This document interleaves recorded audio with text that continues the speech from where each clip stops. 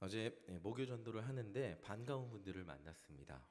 반가웠다고 하니까 대단한 것 같은데 사실 아는 분들은 아니었고요. 미국에서 제가 살던 동네에서 가까운 곳에서 한국을 방문하신 분들을 만났습니다. 버지니아 스프링필드라는 곳에서 사시던 분들인데 제가 살던 곳과는 고속도로로 시속 70마일, 그러니까 약 110km에서 120km로 쉬지 않고 1시간에서 1시간 반 정도 달리면 이런 그 정도 되는 거리였습니다. 사실 한국으로 치면 파주 사람이 수원 사는 사람 만나갖고 가까운 동네시네요. 반갑습니다. 하는 것과 비슷한 거리이긴 한데 그래도 미국이 워낙 커요. 그래갖고 예, 뭐 저 살던 동네에서 시카고 제가 차 타고 운전했는데 운전만 12시간 한 적이 있어요. 운전만. 예, 그렇게 크다 보니까 뭐 1시간 반 정도는 굉장히 반가웠습니다. 설교 시간에 미국에서의 삶을 말씀드리면서 제가 힘든 것만 말씀드리니까 굉장히 힘들었나 보다 하실 수 있는데 지금 생각해 보면 참 감사하고 좋은 기억도 많이 있어요. 사진 보여주세요. 제가 사진 무단으로 오늘 가져왔는데 이 굉장히 감격적인 사진입니다. 설명을 해드리면 뭐냐면 이 치킨을 들고 있죠. 제가 치킨 좋아하시는 건 아시겠지만 이 치킨을 들고 있는데 미국 생활이 힘들었던 이유가 이 양념치킨을 팔지 않아요. 미국 생활. 그래서 차가 없으면 양념치킨을 먹을 수 없습니다. 그래서 차 타고 한인타운에 가서 1시간 걸리는 한인타운에 가서 처갓집 양념통닭을 지금 사 먹는 장면이에요. 저게 처갓집 양념통닭의 닭다리예요. 그래갖고 저기 기념 제가 들고 있는 거를 하려 그랬는데 저는 제 사진은 없더라고요. 그래서 저희 아내 사진을 무단으로 퍼왔습니다. 이제 설교 끝나고 어떤 소리를 들을지 모르겠지만 이 굉장히 감사한 순간 여러분들 양념치킨 못 드셔서 슬픈 적은 없으시잖아요. 근데 정말 미국 살면서 양념치킨 이거 하나 먹으면서 주님이 주셔서 감사합니다라고 고백한 굉장히 귀한 순간이었습니다. 설교를 준비하면서 미국 사진들을 쭉 한번 봤어요. 그랬더니 좋았던 순간들이 제법 많더라고요. 그때 많은 순간 숨이 막히고 답답하게만 느껴졌는데 그 다음 사진 보여주세요. 여기가 이제 저희 집에서 한 15분 정도 걸리는 이제 호수예요. 근데 물이 맑아갖고 신발을 벗고 그냥 들어가서 물장구 쳐도 되는 그런 데인데 이때 제 마음속에는 아이고 교회는 어떡하나, 아이고 어떻게 해야 먹고 사나, 아이고 진급은 그때 전도사였기 때문에 아이고 진급은 어떻게 하나 막 이때가 언제냐면 막 LA 가서 LA 디즈니랜드 있는 그 교회 옆에 있는 교회에서 진급 시험을 봤는데 일정이 빡빡하니까 뭐 LA 구경은 하나도 못 하고 공항에서 진급 시험 보고 다시 공항으로 와서 집으로 돌아왔던 순간인데 이제 이 순간이 이제 진급이 2년이 남은 순간이었어요. 어떻게 2년 더 진급을 해서 목사 안수를 받나? 어떻게 교회는 부흥시키나? 어떻게 먹고 사나? 막 머릿속에 굉장히 저게 아이랑 저랑 행복한 것 같지만 마음속은 굉장히 여러 가지 생각으로 복잡했던 그 순간 그 사진을 갖고 왔어요. 사진을 쭉 보니까 이때 굉장히 행복해도 됐는데 어차피 목사 안수 받을 거고 어차피 먹고 살 수 있었고 어차피 뭐 다 아무 문제 없이 지금까지 살 수 있었던 건데 그때는 왜 이렇게 마음 졸였는지 모르겠어요. 만약 타임머신이 있다면 다시 돌아갈 수 있다면 저 때 가서 그냥 마지아랑 그냥 행복하게만 놀아주면 좋을 것 같아요. 그 막 놀아주다가 말고 이렇게 한숨도 안 쉬고 그냥 행복하게만 놀아줬으면 좋을 것 같은 생각이 들더라고요. 자, 그렇게 그런 마음을 가지고 과거 사진을 봤는데 이런 저의 미국 생활의 경험 때문인지 몰라도 그 먹고 살기 위해서 그 모압 땅으로 떠난 그 나오미의 이야기를 보면 참 많은 생각을 하게 됩니다. 많은 이민자들이 한국 땅이 먹고 살기 힘드니까 여러 가지 이유로 굉장히 또 많은 고학력자들도 미국 땅으로 이민 와서 아무리 뭐 고학력이라도 소용없죠. 세탁소에서 일하고 꾸준히 일을 일하면서 그러면서 이렇게 사는 모습을 보았습니다. 자, 룻기도 이와 비슷한데 룻기를 요약해서 말씀드리면 나옴이라는 한 여인이 남편과 흉년을 피해서 타국으로 갔다가 남편과 아들 둘마저 잃고 다시 고향으로 돌아가서 회복되는 이야기라고 할 수 있습니다. 우리 룻기 1장 1절 함께 다 같이 읽어보겠습니다. 시작. 사사들이 치리하던 때에 그 땅에 흉년이 드니라. 유다 베들레헴에 한 사람이 그의 아내와 두 아들을 데리고 모압 지방에 가서 거류하였는데 자, 룻기 1장 1절을 보면 사사들이 치리하던 때에 유다 베들레헴에 흉년이 들었다고 합니다. 다시 말하면 먹고 살기 어려워지니까 먹고 살기 편해 보이는 땅으로 이사 간 거예요. 뭐 이민자들이랑 비슷할 수 있겠죠. 그 땅이 모압이었습니다. 근데 이들이 잘 살아보려고 열심히 잘 살아보려고 이주한 그 모압 땅에서 첫 번째 어려움을 만나죠. 우리 3절 우리 함께 읽어보겠습니다. 시작. 나오미의 남편 엘리멜렉이 죽고 나오미와 그의 두 아들이 남았으며. 첫 번째 어려움이죠. 잘 먹고 잘 살아보려고 가족끼리 행복하게 살아보려고 모압까지 왔는데 남편이 죽었어요. 타국에서 남편이 죽은 부인의 마음은 어떨까요? 막막하지 않았을까요? 이제는 기댈 곳도 없고 두 자녀는 내가 어떻게 책임져야 되나 하는 마음에 정말 막막하지 않았을까 하는 생각을 해보게 됩니다. 흉년을 피해 이주한 그곳에서 남편의 죽음이라는 더 큰 흉년을 만났죠. 근데 이 나오미를 보면 이 흉년 앞에서 좌절하지 않았어요. 더 열심히 살았던 것을 봅니다. 우리 4절 함께 읽어보겠습니다. 시작.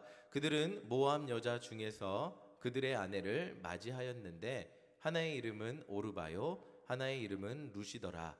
그들이 거기에 거주한 지 10년쯤에. 남편의 죽음 앞에서 나오미는 좌절하지 않았어요. 자녀들을 열심히 키워서 장가까지 보낸 장한 어머니였어요. 대단하지 않아요? 이 정도면. 남편 없이 자녀 잘 키워서 이렇게 장가까지 보냈습니다. 모압에 살고 있으니까 동족 이스라엘 여인 며느리로 삼기는 어렵고 모압 여인을 며느리로 맞이합니다. 그래도 타국에서 아들 잘 키워서 장가까지 이렇게 보내면 나름대로 그래도 보람을 느끼고 감사할 수 있는 인생이었습니다. 그렇게 나오미는 이주한 지 10년쯤 됐습니다. 이 10년 동안 많은 일을 겪었죠. 새로운 땅에 정착하기도 해야 됐고 정착하면 하니 남편도 죽고 이를 악물고 자녀들을 키우고 장가 보내고 그렇게 정신없이 살다 보니까 10년이 지났겠죠. 제가 볼 때 이 정도면 열심히 산 것 같아요. 근데 이렇게 자녀들 장가 보내고 나니까 더 큰 불행이 닥칩니다. 5절입니다. 우리 함께 읽어보겠습니다. 시작. 말론과 기럨 두 사람이 다 죽고 그 여인은 두 아들과 남편의 뒤에 남았더라. 그렇게 열심히 살아도 두 아들은 다 죽어버렸어요. 이제 피가 섞이지 않은 며느리 둘만 남았어요. 이 당시 가장 사회적 약자로 여겨지던 사람이 과부인데 과부 셋이 남은 거예요. 사회적으로 보면 아무것도 남지 않은 거죠. 룻기 초반에 보면 나오미는 열심히 살았어요. 그리고 룻기를 계속 읽다 보면 나오미의 성품이 어떤지 알 수 있어요. 나오미는 어려움 가운데서 포기하지 않고 열심히 살아보고자 하는 좋은 사람이었어요. 그리고 그렇게 성실히 살았어요. 근데 그렇게 성실한 삶의 결론이 열심히 잘 살아보고자 했던 노력의 결론이 모든 가족의 죽음이었어요. 이제 그녀의 곁에는 그 자녀들이 남기고 간 며느리 둘밖에 남지 않았어요. 이렇게 나오미의 성실함, 나오미의 노력의 끝이 보일 때 인간적인 노력이 아무것도 남지 않게 되었을 때 그때서 나오미가 듣게 되는 게 있어요. 우리 6절 무엇을 들었는지 함께 살펴보겠습니다. 함께 읽어보겠습니다. 시작. 그 여인이 모압 지방에서 여호와께서 자기 백성을 돌보시사 그들에게 양식을 주셨다 함을 듣고 이에 두 며느리와 함께 일어나 모압 지방에서 돌아오려 하여. 이전에 들렸으면 얼마나 좋았을까요? 이 얘기가. 이제서야 나오미에게 들리는 소식이 있어요. 하나님께서 이스라엘 땅에 흉년이 그치게 했다는 소식입니다. 나오미가 모압에 거주하던 10년 내내 이스라엘 땅이 흉년은 아니었을 거예요. 근데 왜 이제서야 나오미에게 이 소식이 들렸을까요? 안타깝게도 이것이 우리의 노력으로 최선을 다해 살아가는 인간의 모습인 것 같아요. 어제 전도하는데 이렇게 저희 회원동 전도하면 상가들에 이렇게 건빵을 돌리거든요. 근데 한 권사님이 이렇게 돌리고 오셔서 저한테 이렇게 얘기하셨어요. 상가분들에게 교회 나오라고 하면 주일도 일해야 해서 나올 수 없다고 하신다고 이렇게 얘기하신다고 하셨어요. 이들에게는 예수님을 전하고 복음을 전하지만 아직 자신들이 먹고 사는 노력이 앞서 있기 때문에 영혼을 구원하는 복음의 복된 소식이 들리지 않는 거예요.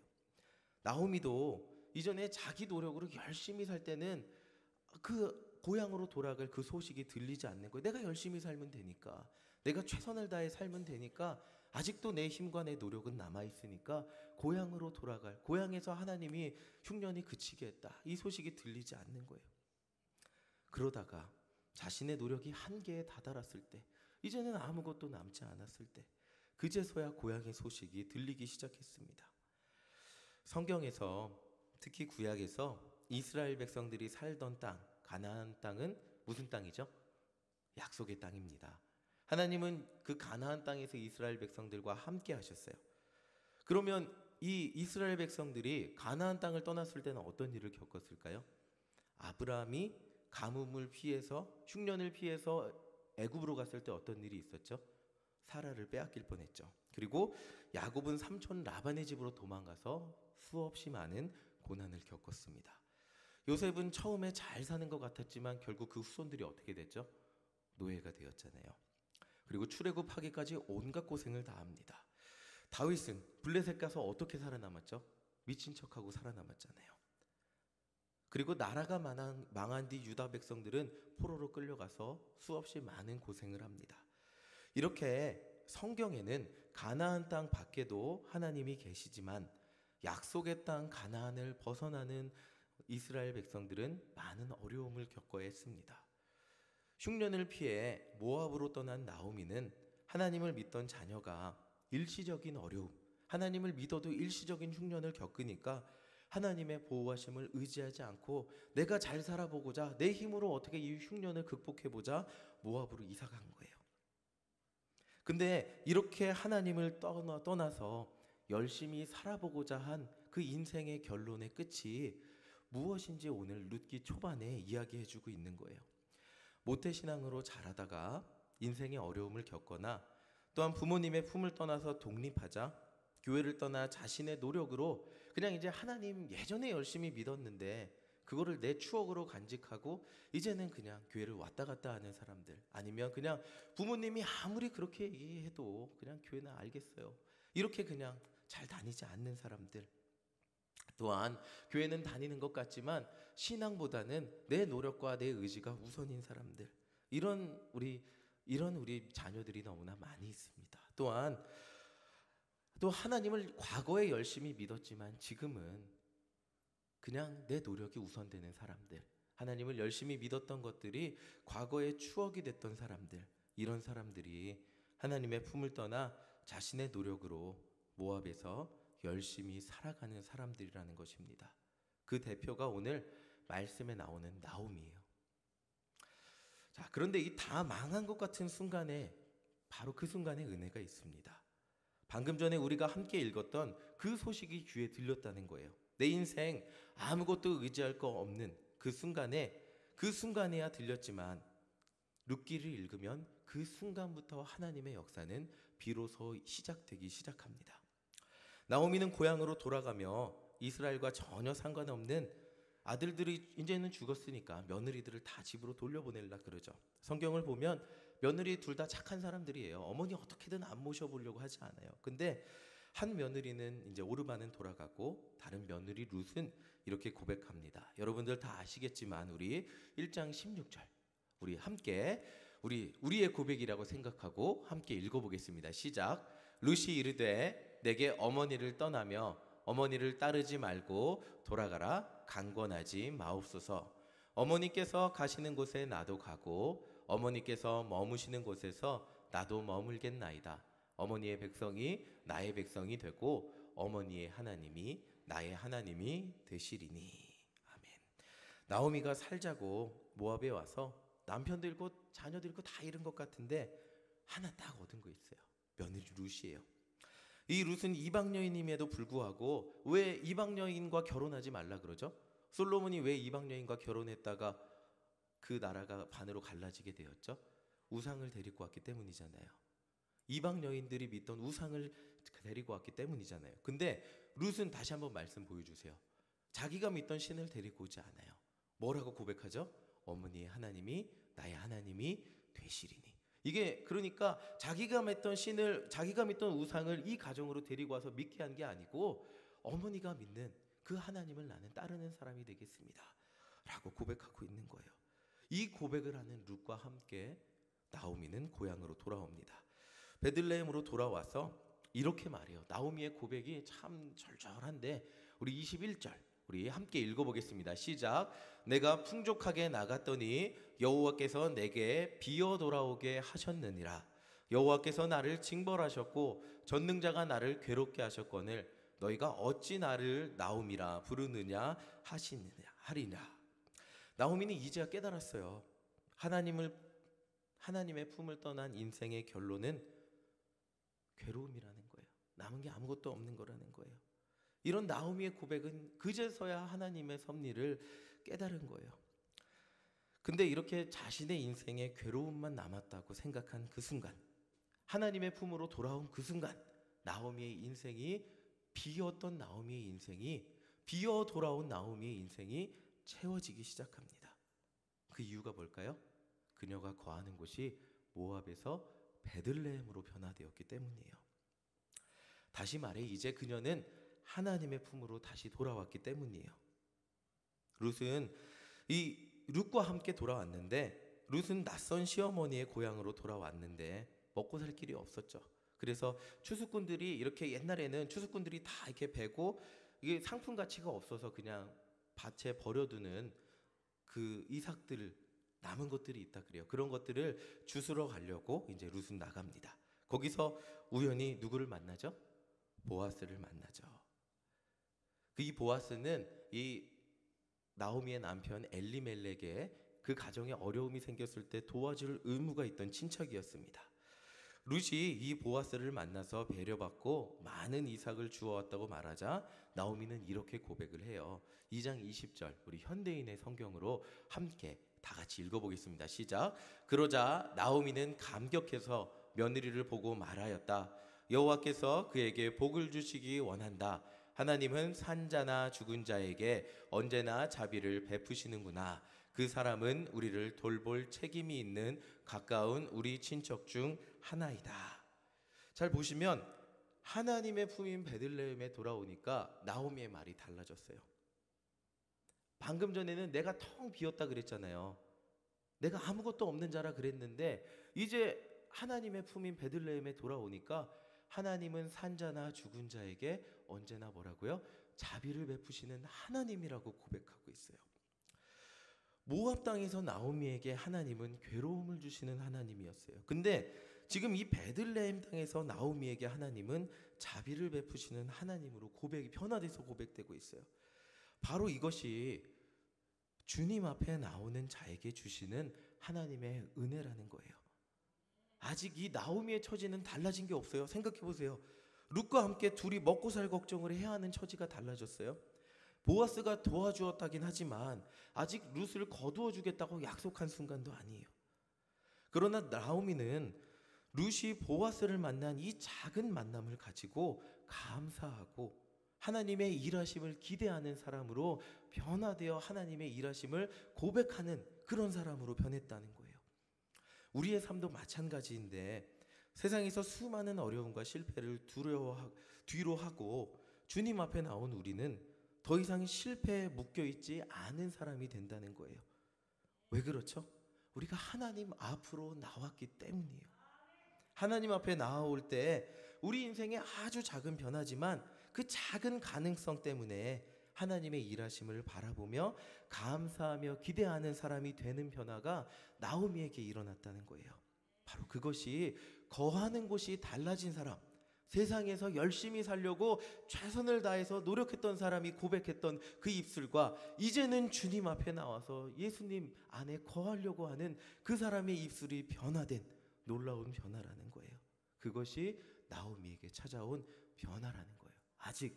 아직 우리는 먹고 살 길이 막막하지만, 아직 나를 괴롭혔던 세상의 문제는 여전히 나를 괴롭히고 있지만, 그럼에도 불구하고 아주 작은 하나님의 역사하심이 나에게 그 가능성으로 보이면서 하나님이 나에게 일하실 것을 확신하게 되는 것, 그것을 감사함으로 고백하게 되는 것이 지금 이 아주 나오미의 작은 변화이지만 입술의 고백으로 나타나고 있다는 것입니다. 이제 하나님의 땅으로 돌아온 나오미는 자신이 아닌 자신을 따라온 룻을 위해 방법을 하나 생각해냅니다. 그것은 아시죠? 뭐죠? 보아스와 룻을 맺어주는 것이었습니다. 우리 3장 1절 함께 읽어보겠습니다. 우리 3장 1절 함께 읽겠습니다. 룻의 시어머니 나오미가 그에게 이르되 내 딸아 내가 너를 위하여 안식할 곳을 위하여 너를 복되게 하여야 하지 않겠느냐. 나오미는 이제 내가 너를 위하여 라고 말하고 있습니다. 바로 이것이 하나님 안에 거하는 그리스도인의 변화된 모습입니다. 자신이 아닌 자신을 따라온 며느리를 위하여 생각하고 그대로 실천하게 하는 모습. 이것이 나오미가 진정 룻을 사랑할 때만 나오는 모습입니다. 나오미를 믿은 룻은 나오미가 시키는 대로 이제 보아스한테 가서 잠잘 때 이렇게 발치해서 자고 뭐 이런 식으로 해서 자신을 책임져 줄 것을 요청합니다. 그리고 보아스는 그것을 수용해서 보아스는 룻을 아내로 맞이하기 위해서 행동을 시작하죠. 이제 둘의 사랑이 시작되고 그러나 이 나오미의 집안에는 보아스보다 보아스 그 엘리멜렉의 집안, 나오미의 남편인 엘리멜렉을 책임져줄 우선순위가 더 먼저인 사람이 있었습니다. 그 사람에게 가서 그 집안을 책임져 줄 거냐, 그리고 그 룻까지 책임져 줄 거냐라고 물어봤을 때 그 사람은 룻은 책임져 줄 수 없다라는 대답을 듣고 보아스는 이스라엘 장로들 앞에서 엘리멜렉의 집안과 룻을 책임지겠다고 약속하고 룻과 결혼을 합니다. 그리고 이제 룻은 보아스와 결혼해서 아들을 낳죠. 이제 사람들은 아무것도 없는 빈털터리였던 그 회복된 나오미의 가정을 보면서 빈털터리였는데 이제는 회복된 나오미의 가정을 보면서 이렇게 말하고 있습니다. 우리 4장 14절 함께 읽어보겠습니다. 시작. 여인들이 나오미에게 이르되 찬송할지로다 여호와께서 오늘 내게 기업 물을 자가 없게 하지 아니하셨도다. 이 아이의 이름이 이스라엘 중에 유명하게 되기를 원하노라. 이제 보아스와 룻으로 인해서 회복된 그 나오미의 집안을 보면서 사람들은 하나님을 찬양하고 있어요.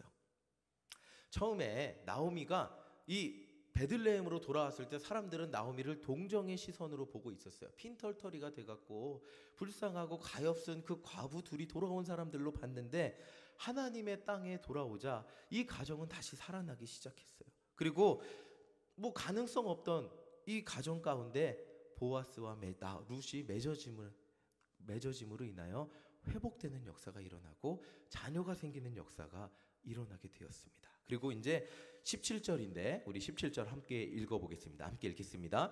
그의 이웃 여인들이 그에게 이름을 지어주되 나오미에게 아들이 태어났다 하여 그의 이름을 오벳이라 하였는데 그는 다윗의 아버지인 이새의 아버지였더라. 이렇게 축복을 듬뿍 받은 아이는 오벳이라는 이름을 가지게 되었고 이스라엘의 왕 다윗의 할아버지가 되었습니다.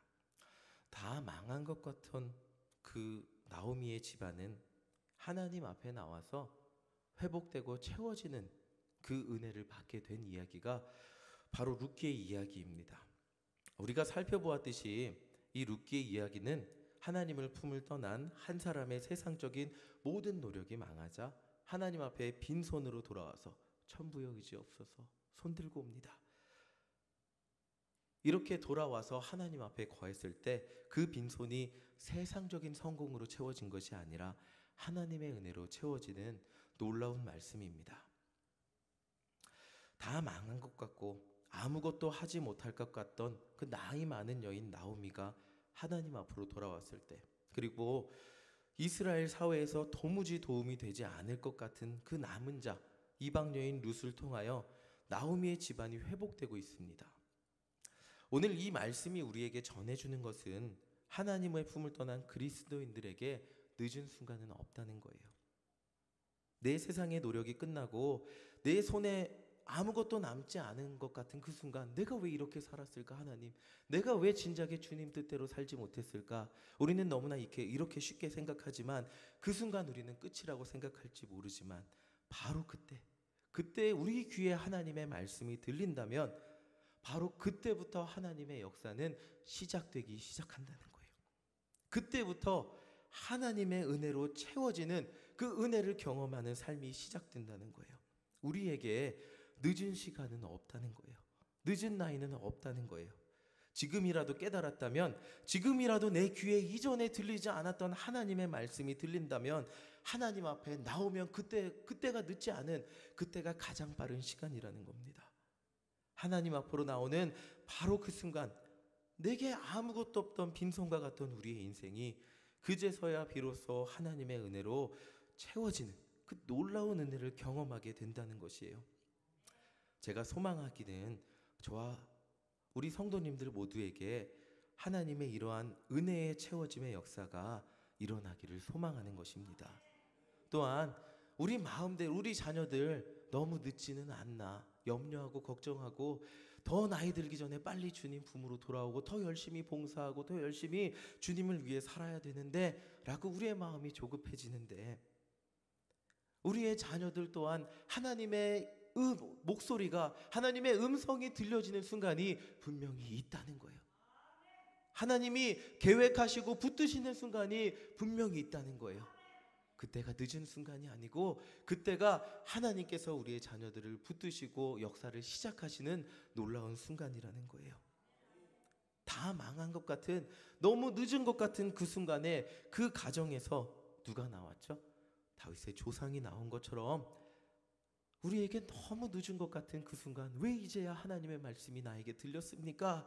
라고 고백하는 그 순간, 그 순간에 하나님의 은혜가 우리에게 채워짐을 통하여 믿음의 자녀들이 놀랍게 일어나고, 우리의 삶이 놀랍게 일어나고, 정말 우리의 삶이 채워짐으로 인하여 하나님의 역사가 놀랍게 일어난다는 거예요. 바로 이 은혜가 저와 우리 모든 가정, 그리고 일신교회에 있기를 간절히 소망합니다. 늦은 시간은 없습니다. 지금 이 순간 하나님의 말씀이 나에게 들려지는 이 순간이 가장 빠른 순간이고, 하나님이 나에게 역사하시는 그 순간입니다.